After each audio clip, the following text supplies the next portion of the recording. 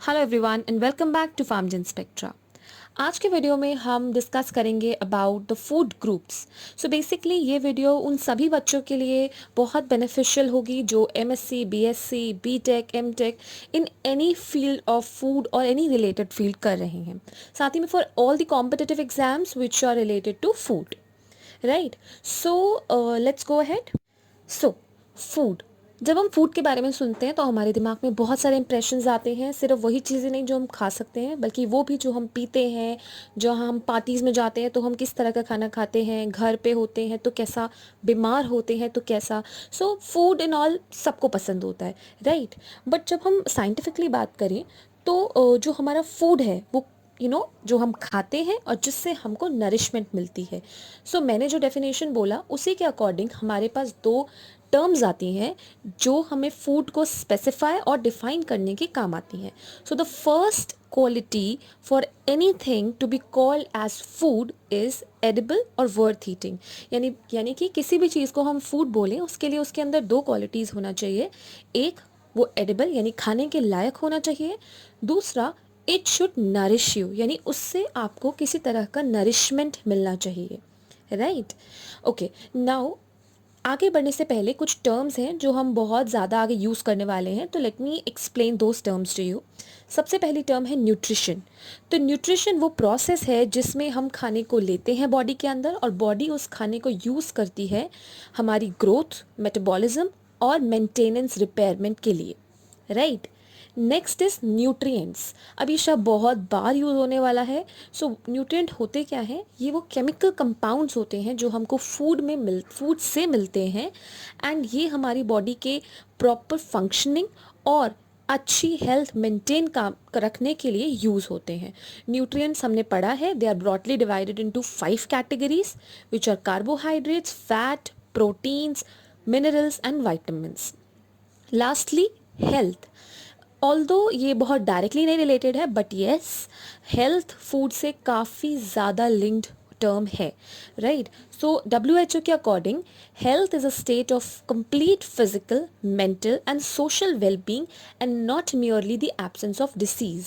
यानी कि हेल्थ, सिर्फ एक इंसान जिसको कोई बीमारी नहीं है उसको आप हेल्दी नहीं बोल सकते हो, राइट? एक इंसान जो फिजिकली, मेंटली, सोशली सब तरह से सही है, वेल है, उसको हम हेल्दी बोलते हैं। जिसको कोई बीमारी नहीं है उसको हम डिसीज़ फ्री बोलते हैं। अब हम पढ़ेंगे about the functions of food. तो बेसिकली आपको पता है फूड के बहुत सारे फंक्शंस होते हैं, हमारी ग्रोथ करना, हमें एनर्जी देना एंड प्रोटेक्ट करना against the diseases. But broadly उसको 3 कैटेगरीज में बांटा गया है। First is the physiological, then psychological and lastly social function. Physiological functions में आपके वो आते हैं, जैसे मतलब कैसे फूड हमको एनर्जी देता है, कैसे बॉडी बिल्डिंग में हेल्प करता है और कैसे फूड हमें डिसीज़ के अगेंस्ट प्रोटेक्ट करता है। ये आपके होंगे फूड के फिजियोलॉजिकल फंक्शंस। साइकोलॉजिकल फंक्शंस की बात करें तो हम सबके इमोशनल नीड्स होते हैं, लाइक लव, सिक्योरिटी। तो फूड एक ऐसा तरीका है जिनके थ्रू हम इन इमोशंस को सेटिस्फाई करते हैं। जैसे हम कुछ बहुत अच्छा करते हैं तो हमें अप्रिशिएट करने के लिए हमारी मम्मा हमारा कुछ फेवरेट सा कुछ खाना बनाती है। तो इस तरह से साइकोलॉजिकल फंक्शन है फूड का। Lastly social function. Social function अगर हम कहें तो फूड का बहुत ही बड़ा रोल है हमारी सोशल लाइफ में। फॉर एग्जांपल जब मैरिजेस होती हैं, सो आप सबको पता होगा कि मैरिज के में या किसी पार्टी में फूड जो होता है वो बहुत ही इंटीग्रल, एक प्रेस्टीज का इशू बन जाता है एट टाइम्स। सो ये फंक्शंस हैं फूड के। ओके, सो न्यूट्रिएंट्स के बारे में मैंने आपको पहले ही बताया। न्यूट्रिएंट्स वो केमिकल सब्सटेंसेस होते हैं जो फूड में होते हैं और जो हमारी बॉडी को नरिश करते हैं। अब न्यूट्रिएंट्स की दो ब्रॉड क्लासिफिकेशंस होती हैं, मैक्रोन्यूट्रिएंट एंड माइक्रोन्यूट्रिएंट। तो मैक्रोन्यूट्रिएंट ये वो न्यूट्रिएंट्स होते हैं जो फूड में बहुत लार्ज क्वांटिटी में अवेलेबल होते हैं और ये हमारी बॉडी को भी लार्ज अमाउंट में ही चाहिए होते हैं, जैसे carbohydrates, proteins, fats and oils. ये सब हमारे लिए मैक्रोन्यूट्रिएंट्स हैं। Come on the other hand, micronutrients ये वो न्यूट्रिएंट्स हैं जो फूड में कम क्वांटिटी में प्रेजेंट होते हैं as compare to your macronutrients, लेकिन ये भी हमारी बॉडी के लिए बहुत ही ज़्यादा नेसेसरी होते हैं, राइट। तो ये काफ़ी लोगों को कन्फ्यूजन होता है कि माइक्रोन्यूट्रिएंट्स जो हैं वो हमारे लिए इम्पॉर्टेंट नहीं है, हम उनको स्किप कर सकते हैं, बट नो, अगर माइक्रोन्यूट्रिएंट्स को हम सही अमाउंट्स में ना लें, लाइक वाइटामिन और मिनरल्स को हम ठीक अमाउंट में ना लें, तो हमारी बॉडी में बहुत सारे डेफिशिएंसीज हो सकती हैं जो कि वाइटामिन और मिनरल से रिलेटेड होती हैं। न्यूट्रिशनल रिक्वायरमेंट, अब हमें ये पता है कि न्यूट्रिएंट सबको चाहिए, लेकिन न्यूट्रिएंट की जो अमाउंट या जो क्वांटिटी है वो मैटर करती है ऑन दिस ये जो फैक्टर्स लिखे हुए हैं इन सब पे डिपेंड करती है। फॉर एग्जांपल एज, नाउ आप सपोज एक टीनेजर हो तो आपकी न्यूट्रिएंट प्रोफाइल जो होगी, जो आपको न्यूट्रिएंट्स चाहिए वो बहुत डिफरेंट होंगे एज़ कम्पेयर टू जो एक ओल्ड पर्सन को चाहिए। देन आपका हाइट एंड वेट के हिसाब से ऑब्वियसली हमारे कुछ न्यूट्रिएंट्स को कम किया जाता है, जैसे हमारे डाइटिशियंस वगैरह कट ऑफ करते हैं, कुछ न्यूट्रिएंट्स को बढ़ाते हैं, कुछ को कम करते हैं अकॉर्डिंगली। देन ऑक्यूपेशन, आप अगर बहुत टीडियस काम करते हैं जिसमें आप बहुत थक जाते हैं, बहुत लेबोरियस वर्क करते हैं, तो उसमें आपको थोड़ा न्यूट्रिएंट्स बढ़ाने पड़ते हैं अपनी डाइट में, specially the energy giving kind of foods. Then climatic condition, जिस जगह आप रह रहे हैं उसके क्लाइमेट के हिसाब से भी आपके न्यूट्रिएंट्स, फूड के अंदर जो न्यूट्रिएंट्स हैं वो वैरी कर सकते हैं। एंड लास्टली और हेल्थ, इट्स वेरी ऑब्वियस, अगर आप मतलब कोई इंसान बहुत बीमार है तो उसको जो न्यूट्रिएंट्स दिए जाएंगे, एज इन उसको जो डाइट लेने को बोला जाएगा, वो एक हेल्दी पर्सन से वैरी करेगी। ओके, सो वी नो कि कार्बोहाइड्रेट्स, प्रोटीन्स और फैट्स के बारे में हम बहुत पहले से पढ़ते आ रहे हैं, तो इसमें कुछ नया नहीं है। इट्स जस्ट दैट आपको एक ही वीडियो में सारा चीज़ें मिल जाएं एक प्लेस पे, इसीलिए मैंने इसके बारे में भी थोड़ा सा डिस्क्रिप्शन डाल दिया है। सो कार्बोहाइड्रेट्स क्या होते हैं? They are the cheapest source of energy जो हमारे लिए अवेलेबल है। कार्बोहाइड्रेट्स को ही हम एनर्जी गिविंग फूड बोलते हैं, क्योंकि हमको मेजर जो एनर्जी है फूड में वो हमें कार्बोहाइड्रेट से ही मिलती है। बात करें उसके फंक्शंस की, तो आप फंक्शंस में देख सकते हैं उनसे हमको एनर्जी मिलती है। This spare protein for other function. अब इस पॉइंट का मतलब क्या है कि अगर आपकी डाइट में कार्बोहाइड्रेट्स कम है, फैट्स कम है, तो प्रोटीन्स जो होते हैं ना बॉडी के, वो यूज़ होते हैं एनर्जी गिविंग के लिए, ठीक है। देन डाइटरी फाइबर्स, जो हमारे कार्बोहाइड्रेट्स होते हैं वो हमारे स्टूल में डाइटरी फाइबर क्या अमाउंट डालते हैं, दैट मीन्स उसमें बल्क ऐड करते हैं, जिसकी वजह से person does not suffer from diseases like constipation, right. Okay, जो कार्बोहाइड्रेट्स होते हैं ना वो दो पार्ट में डिवाइडेड होते हैं, वो इस स्लाइड में नहीं आपको दिख रहा होगा, बट या do remember, available carbohydrate and unavailable carbohydrate.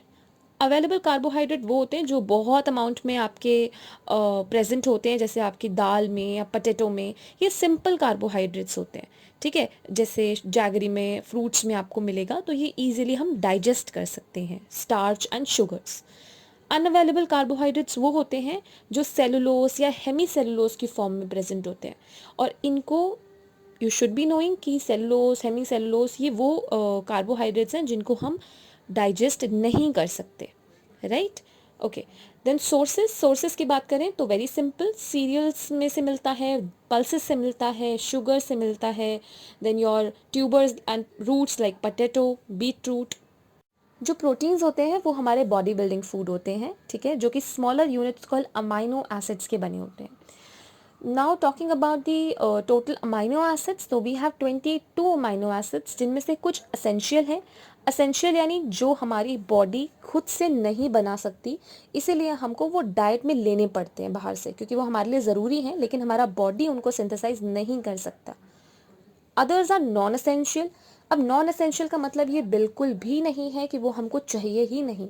Non essential वो होते हैं जो हमारी बॉडी में ऑलरेडी प्रेजेंट है, मतलब वो हमें बाहर से डाइट में लेने की ज़रूरत नहीं है, वो हमारी बॉडी खुद सिंथेसाइज कर सकती है, और कंपैरेटिवली वो हमको थोड़े कम अमाउंट में चाहिए, राइट। फंक्शंस की बात करूँ तो वो ग्रोथ के लिए चाहिए हमको प्रोटीन, हमारी रिपेयर, मेंटेनेंस। प्रोटीन्स हमें ब्लड क्लॉटिंग में हेल्प करते हैं, और हार्मोन्स, एंजाइम्स, इन सब की प्रोडक्शन में भी प्रोटीन का एक बहुत ही मेजर रोल है। Sources of proteins are milk, cheese, meat, soybean, pulses, बहुत सारे सोर्सेस होते हैं प्रोटीन के, ठीक है। And also it's here's a note जो मैंने मेंशन किया है कि एनिमल प्रोटीन यानी वो प्रोटीन जो आपको animal sources like meat, fish या अंडे से मिलता है, वो आपका काफ़ी ज़्यादा बेटर होता है वेजिटेबल प्रोटीन से।